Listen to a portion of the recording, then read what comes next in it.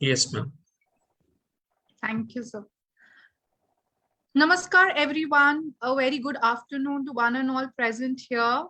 I welcome the speaker of the day. It's an honor and a pleasure to have Deepti Sehgal ma'am here, who is going to highlight the concerns revolving the health, nutrition, and yoga practices. The topic of the day is healthy mind resides in healthy body. Welcome, Deepti ma'am. I'd like to say a few words about Deepti ma'am. Deepti ma'am is an internationally certified microbiotic nutritionist, alkaline diet and lifestyle consultant, clinical nutritionist, qualified in traditional Chinese dietary therapy, raw and living foods educator, Hat and Yin Yoga teacher with master's degree in yoga and science of living. Ayurveda and yoga lifestyle consultant, ICF certified wellness coach and speaker, and an amazing author.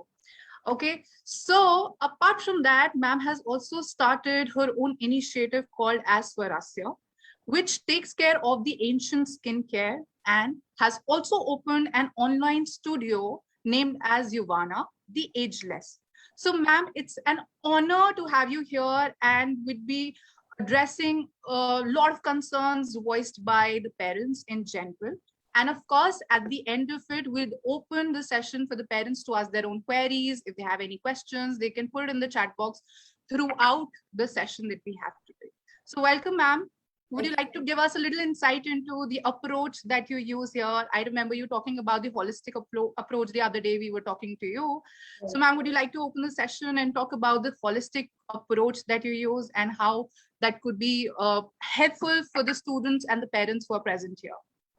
Sure, ma'am. First of all, thank you so much for having me. It's definitely an honor from my end also to be here and talking of this topic. I'm so highly passionate about, talking of all these concepts because what I've studied, what I've practiced is way beyond how we look at modern nutrition. So what I practice is majorly, not looking at foods from a very narrow perspective of calories, proteins, carbs. Of course, that is important. That is a part of the foods that we consume, but there is something beyond that. There is something in Ayurveda recognized as prana, in traditional Chinese medicine or ancient healing practices recognized in Qi, and the similar kind of concept coming into in Ayurveda also again recognized as energy or prana.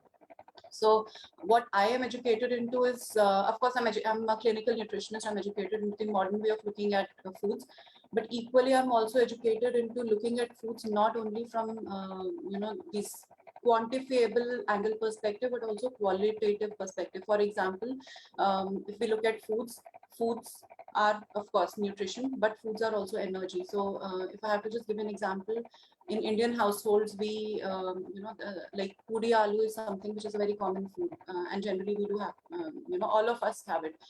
And if anybody relates to the energy of puri aloo, it's like, you have your puri aloo and then you are lazing out for next 3 or 4 hours. So that quality that food gives you after you consume it, and how would you want to map it with the health goals that you have? Like if I take my example, I'm a very active kind of a person. So I would be the least person to have puri aloo because I know the day I have it, I'm going to be lying down for next 3 to 4 hours, and I don't want to waste that time there. I want to be more active doing my other things. So this is the aspect of foods that is something that's not being talked about, that is more of an ancient concept. It's coming from these ancient modalities. That's how Ayurveda has always looked at foods. That's how these ancient modalities have looked at foods. So that is from the food perspective, but food is not the only thing that forms us. Food is just one part of us. What forms us completely is who we are, which also incorporates, what kind of movement do you do? What kind of exercises do you do? Are you more of a couch potato person? You may be eating very healthy, but if you are sitting there the whole day, not focusing on your own self, ultimately that sitting factor, and consuming the right kind of foods will not give you the results that you're wanting. Why? Because your body has to metabolize foods or consume foods in a certain way. It is only when you consume it right and when it gets processed right, and that processing needs not just foods, but support of oxygen and movement together. So it's not just about eating, sitting, choosing the best foods. It's about how do we map these foods in a holistic way so that their metabolism happens well, their digestion happens well. This is where you're actually extracting the best of foods. This is where this energy is passing on to your mind and making you feel, live, and be a certain way. So broadly, this is what I do, like educate about foods, not from only from nutrition perspective, but helping people understand foods from energetic perspective, and how do you apply it to your own body and mind to experience those changes at the mind level also. And that's where your transformation starts to happen. You start to think differently, you start to take right decisions. You have all the more energy to do 10 things in a day which you may not be having previously, you had been on the wrong way of eating. So broadly, this is how I look at foods and the holistic way of health. Great, ma'am. Thank you for sharing that. I had a little question here. When we read literature about nutrition, when we read literature about healthy lifestyle, we see that there is a lot of emphasis on feeding proteins and calcium and whatnot, and probably preparing a balanced diet around it for the little kids. Now, sometimes the concern is that parents want to feed the child with, let's say, pulses, and they want to feed them with dal and a lot of ghee, and they talk about them having milk regularly. So, the literature also says that, if they do not move, like you said, it would not get processed. So for the proteins to actually start working, it's not only feeding the dal, but also kind of helping the child exercise a little more so that, the child gets the best out of it. So, ma'am, is that true? Does it work that way for us? Some part of it, yes. Some part of it we need to. So whatever you said is all fine, but there are some conditions associated with it when we look at foods from a holistic perspective, or when we apply it to it. So if I have to give an example, if, say, for example, you're following a diet plan, or if you're feeding your kid also, some specific kinds of foods, and you have a choice, say a bowl of porridge, which is say about 200 calories, and you have another choice which is about, say, bread and omelette. Let's assume that's also 200 calories, right? So or maybe some part of combination of sprouts along with your porridge, and on the other side you have bread and omelette, which is nutritionally almost the same, right? If you look at the porridge, you will get your good carbs from there. If you look at sprouts, you'll get your proteins from there. And similarly, if you look at bread, you'll get your carbs from there, and omelette, you'll get your proteins from there. So now when modern nutrition looks at foods, it will not differentiate between the quality of foods. What it will say is, okay, one day you have porridge along with sprouts to make sure that you're getting your quota of carbs and proteins, how much soever you need it. And next day, maybe if you wish, you can have bread omelette to bring in that variety, which is perfectly okay. I'm not denying that. But so this understanding of modern nutrition stops here, where we just try to mix and match foods in a way where we try to complete our nutritional components, which is perfectly okay. Now, the place or the lineage that I come from, we go a step ahead. We not only try to map the foods which bring in all those nutrients in, but we also see the nutrient, the energetic property of food. Again, to give you an example, this is good for for parents also to know, and for kids also to know. So whosoever child is sitting and listening to me, please listen to this carefully. All the kids want to be energetic. All the kids want to be, have all that energy to be just going and playing around and doing a lot of activities that they're doing on a regular basis. And they also want that they can, their state of mind is such that they're also able to focus on their studies. Now, a lot of it, when these outer aspects of us start to get into practice, a lot of it is coming from inside, right? Everything is being driven from inside. Only if you have energy, only if you have motivation, only if you think right, you can do all of it. You can play well, you can be a best player, and you can also be a best student. Where so from again, modern nutrition perspective, all these aspects are not correlated with looking at foods. Some part of it, maybe some practitioners definitely may be doing it, but it's not a very strong focus. The entire strong focus in modern nutrition is to just make sure that if the food authorities say that, say, n number of calories we need on a certain day, and that goes equally for the kids also. If adults need some more calories, which is somewhere around 2000 to 2200 calories, for the kids, there is a certain amount of calories which is defined, which of course gives us a benchmark where we should be, how much food a child needs to be to keep them going. But in modern nutrition, do we ever discuss saying that, are there any specific foods that can help me make my brain power, go better?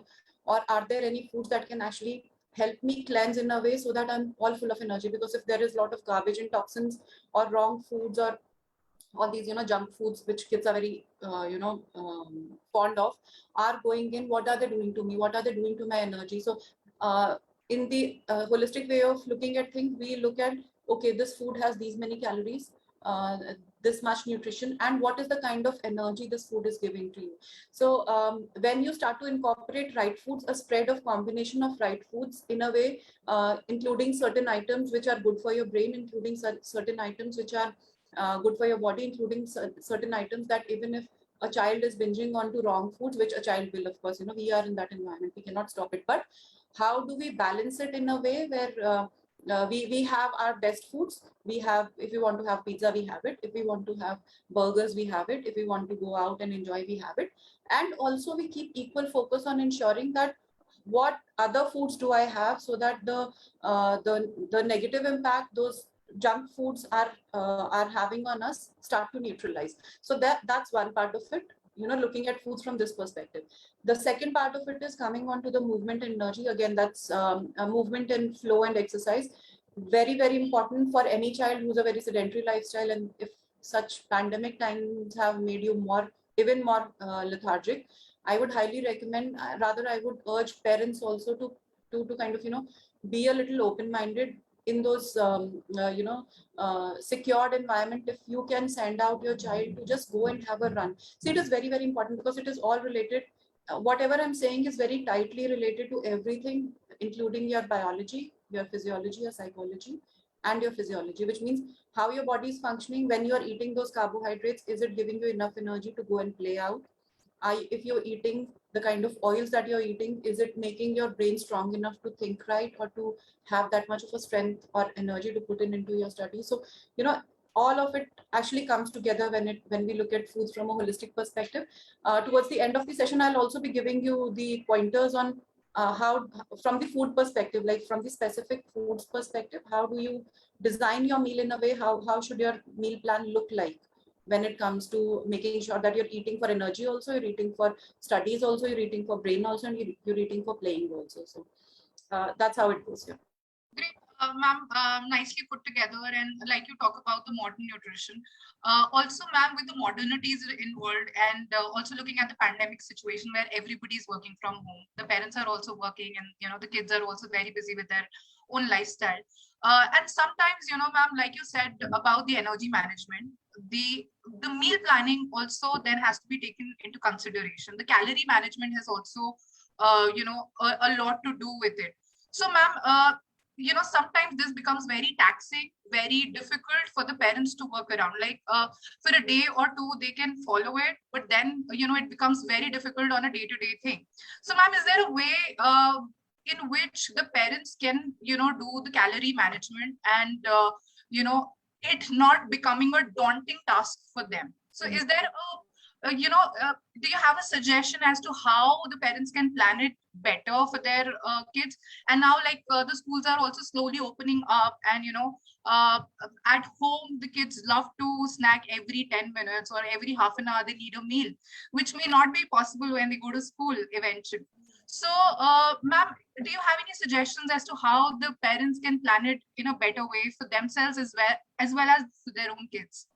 Sure, ma'am. That's an interesting question, and that's that's how you look at the spread. So before I talk of how do you plan your meal, I think it's important for me to talk of what should be your choices of foods. That is where it starts from again, which modern way of looking at things or counting foods does not include directly. So when you look at foods, and if you're also wanting to incorporate that high prana factor in the foods, so when I say high prana, what I mean is high energy foods, which will not pollute your body, which even if you consume a little more, will not give you the tiredness the way puri and aloo gives you, right? So we don't want to be a couch potato. And there are foods, the kind of modern foods that we binge onto, are actually making us get onto that track only. We eat, and then we are, we don't have that energy. We just want to laze around. We waste some hours in a day. Then, the entire routine goes up and down. So it is very important to know what should be your choices of foods. Broadly, again, if I look at how Ayurveda looks at it or how ancient sciences look at it, so the first rule is any lab made food any factory made food is not a food. It's of course it satiates your taste buds.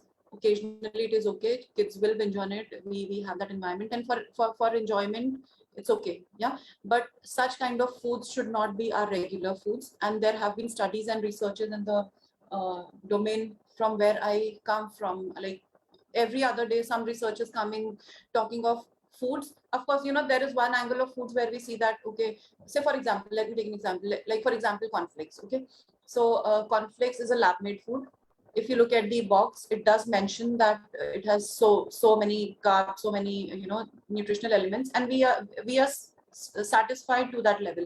Now what as parents we do not look into is that that box also mentions that how much sugars this box carries. That box also mentions what kind of oils are getting into that box. What happens is, if you look at things from a fragmented perspective, if you just look at things from the carbohydrate component perspective, or protein component perspective, or the nutritional perspective, we miss on to very important information that the box conveys, that what kind of chemicals and what kind of body degenerating elements these foods contain. Also, I don't blame anybody. Like, it took me also years to get into that kind of mode to understand, to start to learn, read the food labels. And believe me, a lot of it, if India is the diabetic capital of the world and our kids are getting obese, and we are reaching to a stage where we are actually struggling with the daily tasks only. Like if I go to my childhood, I don't think I was the kind of person who had any kind of energy issues. And not just about me, all of us, like the adults sitting here, we had the best of everything, because the quality of foods that were coming in was pure. The choices were all at home kind of choices. We were not eating out much. If it was say wheat, we used to get that wheat grinded, and then that flour was used to make those chapatis. Or if it was rice, it was so that was the kind of spread that we had been living on to. Now in modern way of eating, what of course, one constraint that the parents face, that parents are working. In our times, maybe the parents were not working, at least the mother was there to take care of us. So in that case, what happens is, most of the times we end up binging onto foods which are coming from either packaged foods or lab foods. And very important, like this, if there is one takeaway for any parent sitting and listening here, learn to go and read your food labels. Very, very, very important. Will save you a lot of energy, effort, and health in the long run. Because these quick foods will give you carbs, as I said, but they will also give you a lot of sugars, and sugars is the base of everything that starts to go wrong in the body. So that's one way of looking at it. Now coming on to then what should we be doing? So from that perspective, the very first thing is, again, we have to go back and understand how our parents used to plan the meals. Like if you see that, in ancient times, all the next day preparation used to happen a day before. Like, if you're going to make rice, you'll pre-soak it. If it's beans, you'll pre-soak it, and next day you're sorted. So the very first thing that will, if you want to live this way of life, where you really want to eat for your health at the holistic level, where your organ systems are not getting clogged, where your body is not getting impacted negatively, the very first thing is binging onto the right kind of foods. The right kind of foods are the ones which are directly being supplied from the nature, not processed in the labs. Again, as I say, 100%, not that everybody can do it, but at least your 70% of your spread should be from the food, something like, majorly coming from these whole grains, like wheat, barley, quinoa, amaranth, millets, rice, brown rice, and experimenting with varieties of these coming in. Like if you look at millets, there are in India is the I think it's kind of millet capital of the world. We have so many huge varieties of millets available. You go to the south, there are many, but we have to really open up our mind to having those foods, because in the childhood, as as ourselves also, we have just lived on maybe rice or wheat. That's it. But what is happening is, one, we are limiting our nutrition to that. So if you want to work around on a spread, what makes sense, and this is how I have been raising my kids, or have been following at my place also. Planning is the first key. Chart out a plan for a week, like whenever one day you're free, just chart out. Not that you have to make day by day plan, but you should be knowing that what are the foods that I'll be including, so that I do not include or bring in the right and wrong kinds of foods. If I have the right spread available, I'll not switch on to the wrong spread. So any of these whole grains that I mentioned, you can have it in the flour form, you can have it in the porridge form, you can have it in the whole form, whatever you think you would want to go ahead with. And also exposing kids to such kind of foods, because that's where the variety of nutrients comes in. That is where their body is not getting in a loop of just working with some 3, 4, 5 regular items getting into the body. And this is where nutritional deficiencies will start to happen. So variety is the first thing. Then the second would be rotationally including a lot of beans. And it's, it's the same way mostly how we have been eating at home only, but I'm just trying to recorrect that so that it becomes easier for everybody listening here. So maybe lunch can be something like a brown rice along with say some beans. It could be chickpeas, it could be lobia, it could be whatever, like whatever comes in, but rotationally. One day you make this, other day you make this. Expose your kids to eating such kind of foods. Don't get carried away by, because my child does not eat this, so let me just try something else, because that's in a way spoiling. It's also like playing around with their minds, not giving them enough flexibility to be experimental in the long run. And these are the kids. And there have been studies, like again, coming from the understanding that I come from, foods is just the beginning of formation of your personality. It is where it gives you enough energy. It creates a base for you to do 100 things. But when you become limited and in your thought process about foods, not including the right ones, going ahead with the right ones, it also has a very deep impact on how your mind starts to process things.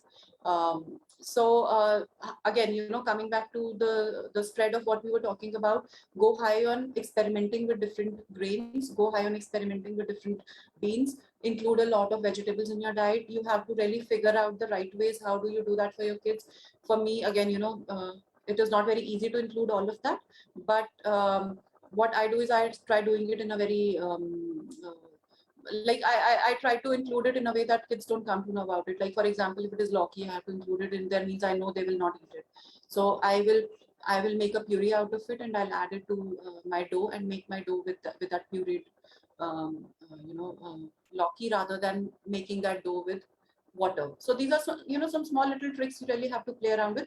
And coming on to the idea of how to make it easier for the working parents, what has really worked for me, or this is what I guide to my clients also. If once start living this way of life, you will be saved off a lot of medical expenses. I can guarantee you on that. I have been working on this pattern for last 10 years, and phenomenal reversals I've seen. So first thing is start to ditch out the wrongs. See your pantry is the first thing. What are the wrongs that are included there? Learn to read your food labels. If you don't understand how to do that, go on to Google and just try to figure out, reading food labels. Just try to go make that search. Make your kids sit along with you, because kids grasp things really fast. So when they know, they're also, it's also working in their mind, creating a base for getting onto the right path in the future. So from the food perspective, I think it's very important for us to teach our kids, like, what is the right way of eating, what is wrong. What modern world has to offer to us is highly, highly disastrous, and there is no wonder from the disease perspective where, in later years, where are we heading towards? So very important to make sure that your body is clean, so you eat clean foods. Any kind of lab foods or processed foods or packaged foods will not be clean. They come in with a lot of wrong stuff, a lot of preservatives, chemicals, processed items they use to process those foods. And then include a lot of fruits in between, go high on nuts and seeds. So, if you're able to work around with these 5, 6 varieties of what I've told you, your nutrition component automatically will go way higher as compared to what you may be consuming today. Ma'am, while you talk about that, can you also highlight on certain healthy snacking options that the parents can integrate in day-to-day meal planning? Exactly. So see, some of the healthy snacking options that I would highly recommend, very readily and easily available. Because see, when craving comes in, it comes with 3 things that I've realized in my practice, that comes in either with the need of having something sweet, or with the need of having something really salty, or the third one is having something with a need of having something crunchy. So when we are tired, so there's a huge psychology going on behind when you crave all these different kinds of tastes. There's some different chemistry going on in your mind. So because we don't understand all these concepts, our easiest catch hold is maybe a packet of chips or maybe maybe some cookies lying around or ordering out from outside, whatever. Like when it is crunch, we are generally up to ordering some maybe Indian snacks like samosa and all that stuff. But I would highly recommend occasionally it is okay. I'm not denying that. But what I'm saying is 70% listen to what I'm trying to convey, which is more about start to live a way where you support your body along with the taste factor coming in, which has to be an occasional thing, not a regular thing. From the snack perspective, we have a lot of items available actually, like this is I'll try picking up some instances from what I try doing at home. So twice a week what I'll do is I'll make a big batch of chickpeas. uh, chickpeas, plain chickpeas, like I boil it and I keep it in my refrigerator so it doesn't go bad for next 3 to 4 days, and kids really like it. So I make some quick, you just have to chop some vegetables, make a chaat out of it. And similarly it goes for black chana also. So maybe thrice a week, this is how it goes for the snacking. Then sweet potato, amazing food for the kids, amazing for their brain health, amazing. So B12 is something that all of us are lacking, including kids. B12 is a very, very good, sweet potatoes are a very good source of B12. Then popcorns, not the packeted ones, which have those, oils in between, not the quick make ones, like you put it in your meals and you make them go pop up, not the ones.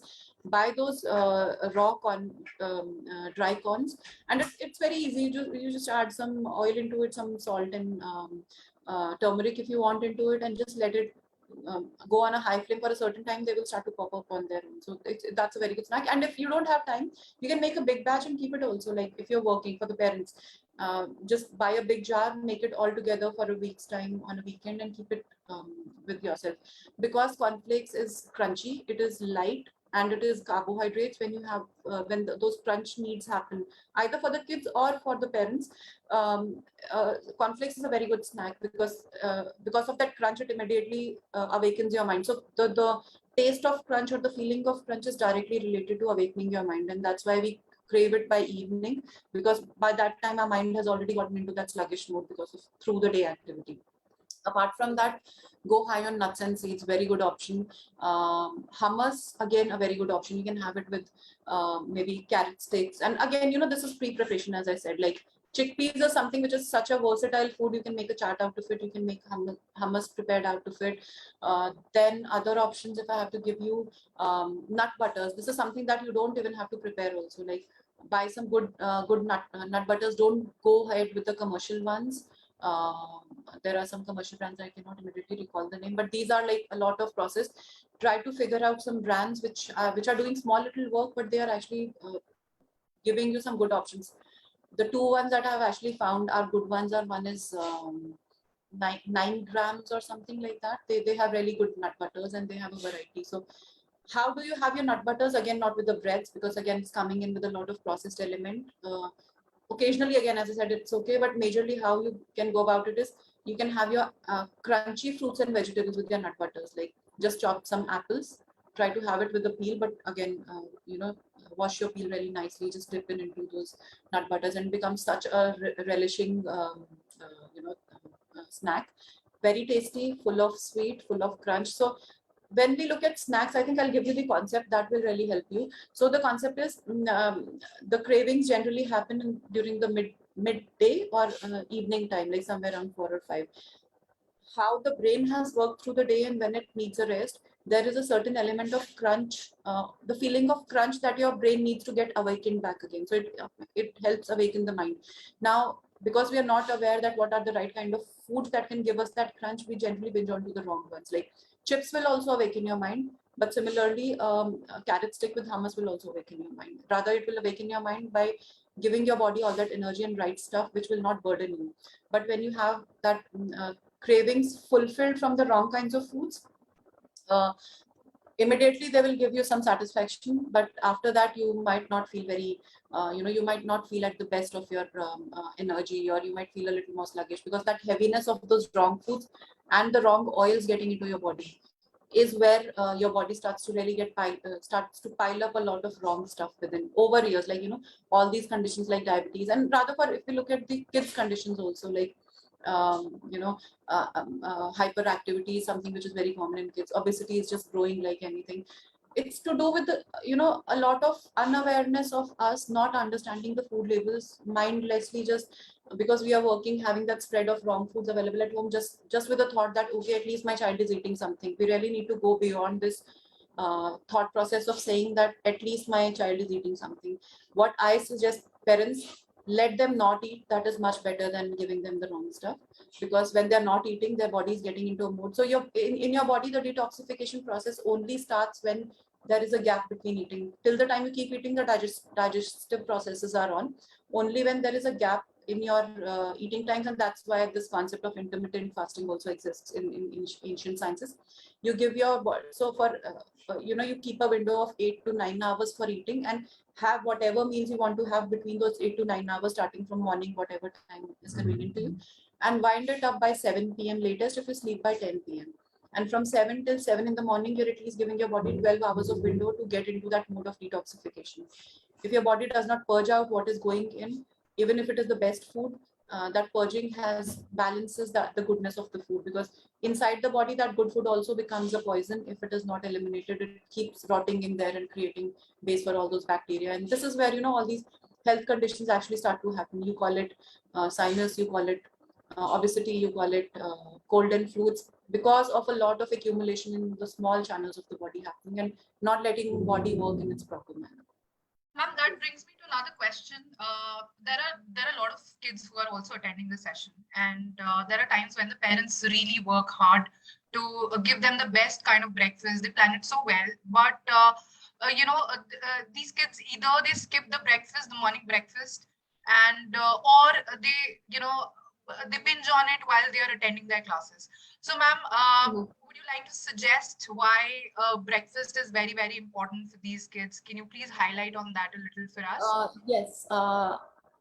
So there are two perspectives of looking at it. Okay, I'll try to give you both the perspectives, and if you can start living this perspective and also make your kids start to live that perspective, because for me, I'm doing the same with my kids. Implementation, how do you implement is person to person, but I'll again give you the concept. So modern concept says that breakfast is very important. I would not deny that it is important, but what is it that should be going in the breakfast that modern science does not focus on? So breakfast is important, but should that breakfast be a bread and omelette, or should that breakfast be a fruit? Should that breakfast be a bowl of porridge, or should that breakfast be maybe a pancake or whatever? So from the modern perspective, we actually don't know what is the right kind of beginning for the body. Breakfast is important, but how do we kickstart it just on the right note so that it keeps us sailing right through the day? Now, the clues for this are not available in modern way of looking at foods or nutrition. The clues are available in the ancient way of looking at foods. You look into Ayurveda, and even beyond that, if you look into yoga practices or deep yoga practitioners, their way of eating, the ones who actually studied deeply yoga, I'm talking of those, not the everybody ones, because I think these are really deep rooted concepts. Somebody who's actually studied deeply about all these concepts knows that your energy in the body, the energy in the nature. So when you talk of energy in the body, it's everything you look at it is energy. Even the foods that you're consuming is giving you energy. If you are going out and exercising, that is also giving you energy. And if you're waking up early, that is also giving you energy. So ultimately, we are banking on to this deepest concept of energy there. What are the sources of energy? Are the foods.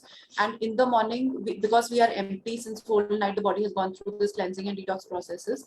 The body is empty and it needs that energy. Now, what we need to understand is what are the right sources of energy. So I'll give you a lifestyle rather than give you foods, because I think holistically that is where it starts to change a lot of it. So when you wake up in the morning early and you go out in the open air, that is very fresh energy, positive energy. And we all feel that, like, as compared to somebody just sitting at home, not getting out in the morning, waking up late, and versus a person who goes out in the morning, even if for 10 minutes, this person comes completely awake and fresh and with a perspective. So it starts from there. Your energy accumulation for the morning starts the moment you eliminate, because if you're holding if for example, if you're constipated, then you're holding a lot of toxins within. Those toxins don't make you feel at the peak of your health. But I'm focusing on all these concepts because food is important, but if I have to really sequence it, how the hierarchy goes when it comes to making sure that your day starts just on the right note, it starts, the very first thing from these ancient perspectives is, the very first thing is cleansing, which happens when you go to the washroom in the morning. Then hydrating, because whole night your body has gone through a process of cleansing where a lot of water has been used to cleanse. So you wake up in a dehydrated mode. So enough water going in. After cleansing, water going in, or along with cleansing, water going in. That supports your cleansing practices. Then the third thing is you do something to move. So when you wake up in the morning, it's just your senses that have woken up. Your eyes have woken up. Your you've become aware of the world, but your body is still in a may or may not be awakened yet. How do you come to know of that? Somebody who's lying in the bed but is not able to get up to, and this is, I see a lot of it happening with kids. Like I have also struggled with it, because there is no discipline at all, so they can just do anything of their own, whatever they want, which means just waking up 5 minutes before the class, or the earlier ones who are waking up early, rather than spending those morning hours or half an hour or 15 minutes making sure that you work on cleansing, you work on hydrating, you work on moving your body, exercise, moving your body, and then doing some kind of I would not say prayers, but I think school very well takes care of the morning prayers. Very important, because it gets into that mode of where you become aligned with your own self, and you become one with your own self, not disintegrated thinking 100 things.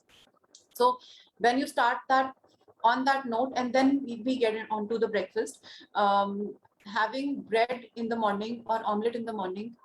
Bread, again, if you look at it, it's coming in with a lot of preservatives, chemicals, toxins. So carb energy you're getting, but along with it, you're also getting a lot of stagnant energy, which will create toxins. If you are having omelette, again, you're getting very good quality of protein. I'm not against egg. What I'm saying is, for the morning, egg is a little too much. Why? Because in the morning, again, look at it. Again, this concept comes from the Ayurveda with looking at things. When your body is empty, the processes have slowed down. And if you put in anything which immediately makes it work really harder, which would be something like a bread and omelette or a parantha, because it's too much of oil, too much of carbohydrates for your system to process. What that will do is, of course, you will have your breakfast, it will give you some energy, but it will make you sluggish for the day. And if anybody of you listening really wants to experiment with what I'm saying, consciously you can do that. Maybe one day just choose your breakfast as a porridge.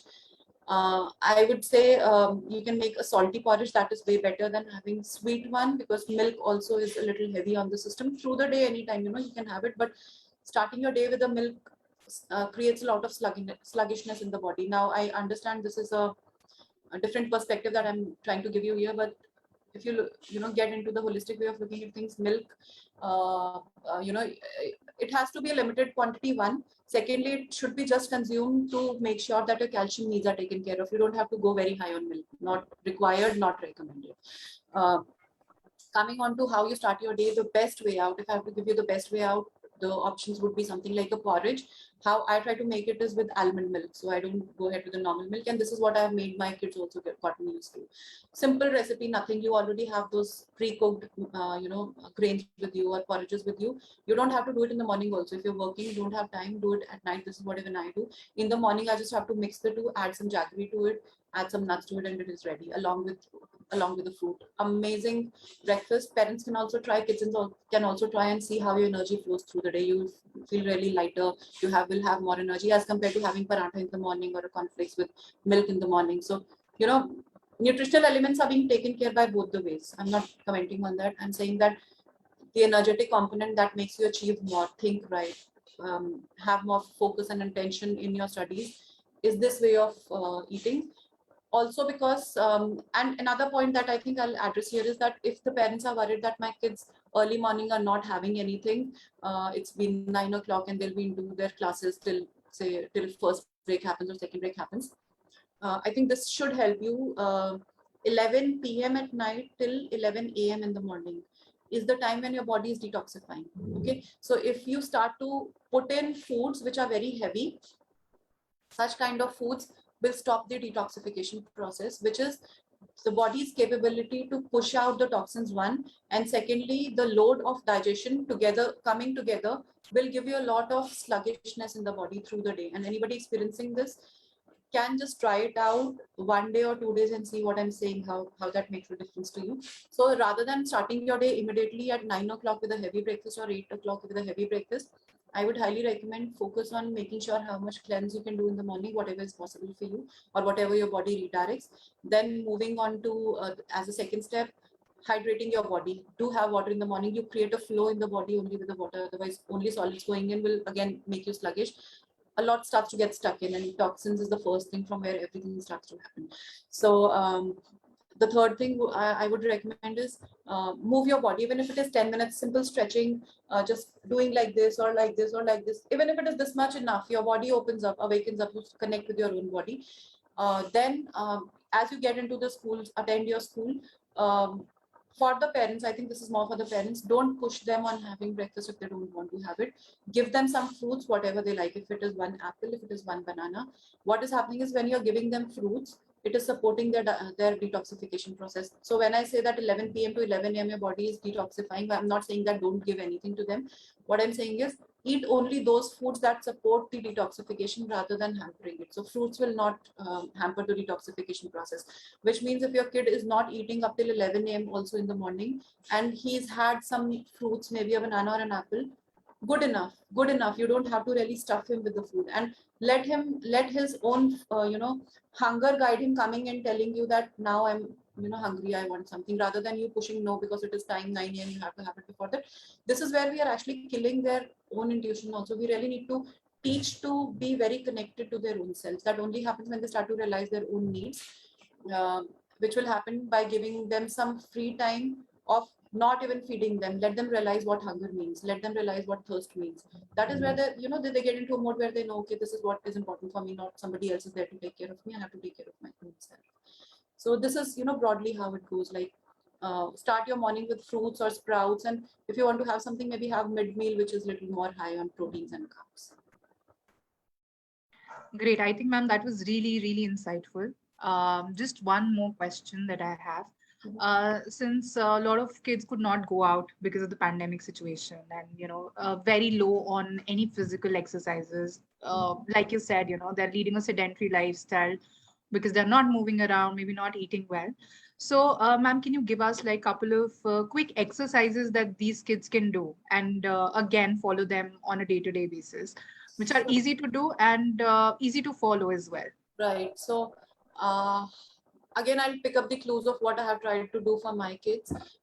For anybody who stays in a society or an apartment, I think all of us, most of us are staying like that. So we are on 10th floor, and I make sure that my kids go up and down the stairs at least 2 times a day. So 10th floor down, 10th floor up. That takes care of their circulation. Okay. Another thing that I've incorporated is we've recently bought a trampoline, and kids are very fond of jumping on the trampoline. It's an amazing movement exercise. Amazing. Like, I cannot emphasize enough how powerful it is, because it goes a step ahead in cleaning your lymphatic system, which is where we don't have any focus on in modern way of looking at things. And this is the system that holds a lot of those toxins that I'm talking about. So when you jump on a trampoline, because of that push coming from the bottom and your own push coming from the top, your system is something like overhauling, something like how you shake a mango shake, right? From the top and the bottom, your body is shaking like that, which is breaking a lot of what is you are holding inside the body. Amazing for parents also who doesn't have any health concerns. So we bought a trampoline, and I am onto it. Like, it's for everybody at home. We take some 5-7 minutes each of us just jumping on the trampoline in the morning. So all small little things. Then since I am a yoga teacher, I try making my kids do some half an hour of yoga practice, even if it is not a very strenuous kind of yoga practice. Maybe 5 rounds of Surya Namaskar I teach them, and you just whatever time you're available, just do that.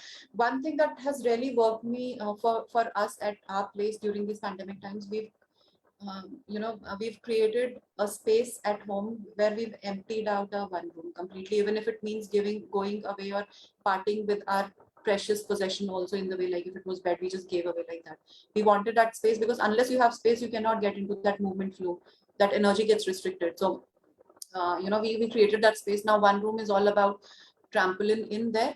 Then if you're on 10th floor, the kids going up and down at least twice a day. So if not coming up, at least I make sure that they go down by stairs. Every time they're going down, they go down by stairs.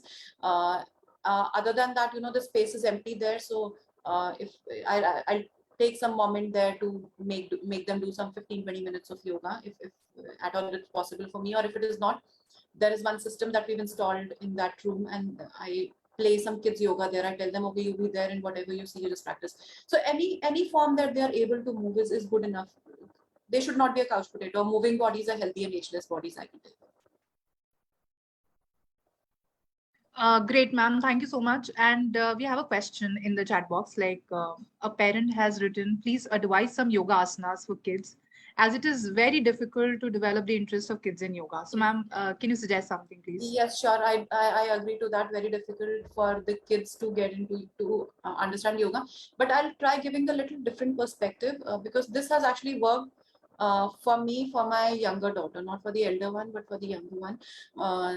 Younger one is about 8 years, elder one is 14 years. So because she's gotten into the teens, the elder one, catching hold of her is a little difficult as of now. But she's gotten active into basketball and all that stuff. So, you know, for her, I'm little sorted out, but for the younger one is where we actually thought of buying this trampoline also. For any of the parent who thinks activity is important for them to incorporate in their child's routine, I would highly recommend consider buying a trampoline if you have space at home, for sure. Good ones are available at Decathlon. It can be bought it from there. So, but it's an amazing exercising practice. From the yoga perspective for the kids, you know, yoga for kids is altogether a different way of getting it done. You need to infuse a lot of energy. You have to be really energetic, making them experience certain things. There was one of the kids yoga classes that I learned as a part of my yoga teachers training program also. I'm just trying to take some clues from there. So if you do yoga, any one of you, if you do yoga, or if you have an expert coming over, or you really want your kids to get into yoga, how you're supposed to make it is what I have seen captures the interest of the kids for yoga is when you start to relate those postures. So the first thing is don't try to accommodate 10 or 15 postures in one practice. Don't do that. Just take 2 or 3 because that's the limit of the kids. They will not want to, you know, go beyond that. I'm giving you one perspective. I'll give you the other perspective also that's actually worked for my daughter. The first one did not work well for my daughter. Actually, I didn't try it only, frankly. So the first one is about associating your postures with the forms. For example, if it is a tree pose, for example, it's a very simple tree pose. You take your arms up like this, join your hands, and one of your legs is just bent on your thigh. This instills a sense of balance in the child. So somebody who's very hyperactive, a child who thinks 10 things at a time, who's doing something else, thinking something else, and, you know, making you troubling you as a third aspect, is the child who doesn't have a very focused mindset or a concentrated mindset. Then from the food perspective, you need to work on that child by increasing his or her intake of good fats, something like flax seeds. How do you incorporate is something, you know, something that you need to see how do you do that. For my kids, when I make porridge, I silently put into that only. So till now, I think things have been successful until, you know, they've started to figure out there's something else into that. So you really need to see, you know, what works best for you. But having flax seeds, then chia seeds, walnuts, all these nuts and seeds are very good sources of very good fats. If your child does not eat those, you can start experimenting making milk out of it. Like, you know, almond milk is a very good, and it comes out tasty. You can make your milkshakes also with almond milk. You can make your porridges with that. So that is from the food perspective, but you really need to join that aspect of focus of the foods before getting into the practices, is why I'm talking of this. Once foods start to work on their brain, that focus factor automatically starts to happen. And this is something is not hypothetical that I'm talking about it. This is something that has been my own personal experience on myself and then now on my kids. So the kind of dietary pattern that we follow at home, and I see behavior wise, the kids are really highly very sorted. I mean, when it comes to focus, of course, you know, the kid aspect definitely comes into the practice, but those foods are actually making difference to how their brain activity functions. And along with that, when you align those practices, yogic practices, which make them go into a state of focus or centering, balance, I would say, very much required. So some of the practices for balancing would be anything that makes them go stand on one leg. Okay, any practice. So you can just look for, maybe you can just go to Google or find out on YouTube, any yoga practices that make you, postures that make you go stand on one leg, because that's where they have to keep their focus only, then they'll be able to create that balance. That's one. Secondly, practices like, you know, even before getting into these yoga practices, deep yoga practices, you need to get into understanding you know, working with their mind first. Body comes later, mind first. If mind is taken care of, body will automatically be worked well. So for the mind, and the postures that will help you there is the balancing postures. That's one. The second one is going to be pranayama practices. Now, for any kind of postures that you introduce your child to, 3 postures, if I'm saying 3 or 4, not more than that in one practice, and not more than half an hour of practice for a child. Try to associate them with the formations in the nature. Like if it is tree pose, make them stand in that tree pose. Not that they have to close their eyes or keep breathing, they will not be able to sustain that. But you can keep talking to them, telling them of the importance of tree, telling them that how tree is just standing straight, how tree is blooming, and how tree is maintaining its balance. And this is what you're trying to incorporate, how you're grounding, or any story that you can make around that tree. Okay, so that's how in yoga practices we try making kids practice this to initially get onto that path.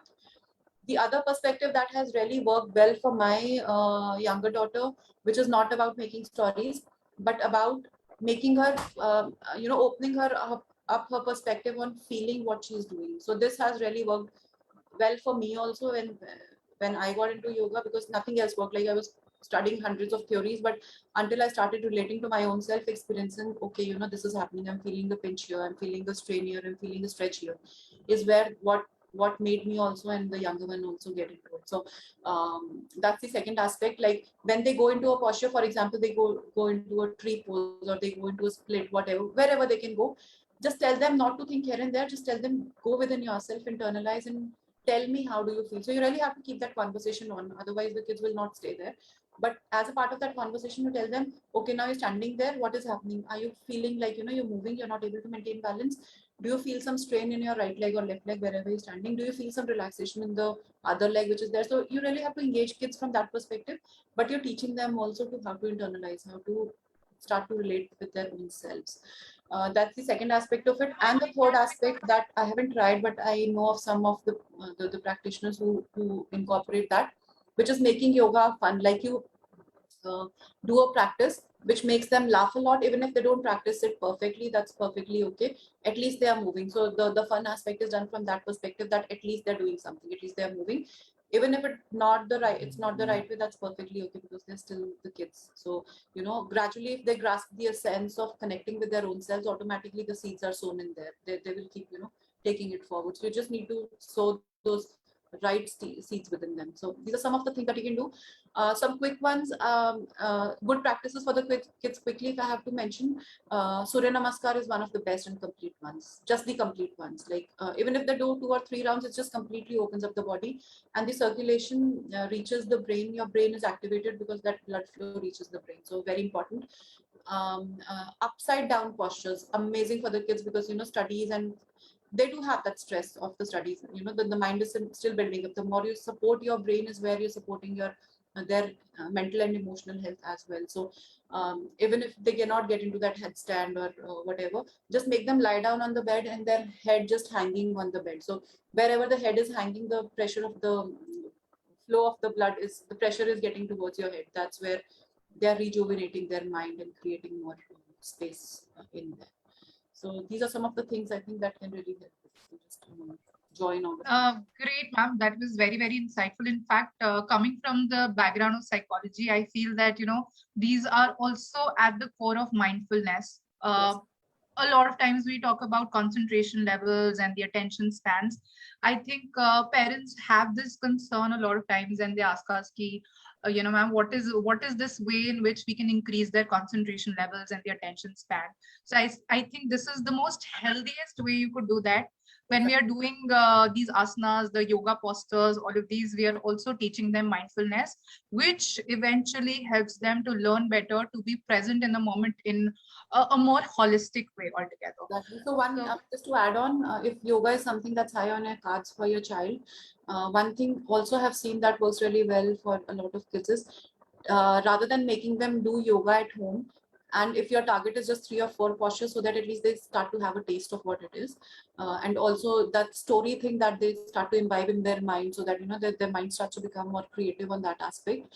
Rather than making it do at home, either take it to your society park or some open space where you can just make them stand in front of the tree and just tell them, just imitate that tree, just take your get into that tree pose. Or if it is say a dog, just tell them, get into that dog pose, just look at that dog and you also become a dog, be in the park and do that. So their mind is engaged there, so at least they're able to get into that. So when do, definitely, I guess this is one missing aspect that we are not doing today. Connect with the nature is very, very important. So half of your job as parents is done if you have grown up in a natural environment. Like I have grown up in hills. My childhood has all been in the hills for quite some time, like for a few years. And I believe whatever the thought process or the openness of mind that I carry today is because as kids we were just left open in the environment. It was a very small hilly kind of a place, and our parents hardly bothered what are these kids doing. I need to make them eat this, or I need to make them structured in a way that doing this activity. We never had that pattern at all. And I was from an ICSE board, which means a lot of studies to do, and exams having twice, so two exams having one day when that exam pattern used to happen. But still, as a child, we were very much able to take all of that load, majorly because I guess 70 to 80% of the times we were out in nature. We had a big park just out of our house. Of course, that luxury all of us may not have, but then park is something, at least make sure twice or thrice a week you take your child to a park. Let them just be there, just be whatever fun they want to have there. Nature teaches on its own. So it's one thing that, your half of your job will be taken care of. Disciplining or educating your child and making sure his or her health is good if you start to expose them more in the nature. I think, ma'am, that was very insightful. And of course, we all have a lot of questions, and there were a lot of questions that I had, and I think you've addressed them all. Also, that you've integrated your personal experiences. I think it makes it even more real. That if we could do it, others can also work around it. So thank you so much, ma'am. I have also shared the contact details. If the parents want to get back to you, if anybody would like to connect with you, would you be available for them? I've also shared the number here in the chat box. Is there anything that you would want to, ma'am, add to it? And one more thing, there's a student who want to know what is cream and what is a crema and lobia. Crema, I don't understand. Crema, is it some product that you want to know, or did I speak out something which was misunderstood? This crema is what I'm trying to understand. Probably lobia. Okay. Lobia is another bean. It's a cowpeas. Like it's a white colored bean with a black eye there. So it's very easily available at all the stores, and very highly nutritious bean. Like very good quality protein, plant protein. You soak it and make it activated, and very highly energizing. So kids don't adapt to the taste of it. At least my kids don't adapt to the taste of it very easily. I just try to make some pickies out of it sometimes if I'm in good mood someday. Fried cooking styles are completely off. So thank you so much for, ma'am, bringing the ancient ethos back and talking about how to integrate these modern ways of providing the best nutrition to our kids. So thank you so much, ma'am, for joining us here and giving your valuable time to our students and the parents. Thank you. So thank you so much, ma'am. Thank you so much. Thank you so much. It was really a pleasure. And I think this is one awareness that I want to bring about for